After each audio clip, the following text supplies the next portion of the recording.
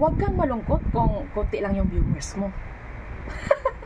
Lahat po talaga dumadaan o nag-uumpisa sa konting viewers at konting subscribers. Hindi tayo dapat panghinaan ng loob dahil konti lang ang ating viewers. Kasi nga, lagi natin tatandaan na walang instant. Eh di, kung ma-instant na sana, edi. Ang dami ng mayaman ngayon sa pag-vlog, ang dami ng yumaman. So, lahat nga kasi nag-uumpisa sa maliit, di ba? Hindi nga mabubuo yung piso kung wala, hindi mabubuo yung piso kung wala 25 centavos, di ba? Kaya, gawin mong inspirasyon yung konti mong viewers para dumami yan. Huwag kang paghinaan, tuloy-tuloy lang sa pag-upload ng video. Kaya ako mga kainday, kahit konti lang yung viewers ko, nag-i-enjoy ako. Hindi ako nadismaya. Instead, ginaganahan pa ako lalong gumawa ng content. Nag-iisip ng content na magbabiral na makatch up yung attention ng viewers na marami.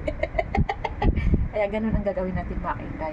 Magulat na lang tayo one day, may million views na tayo dito, may 100,000 views na tayo, no?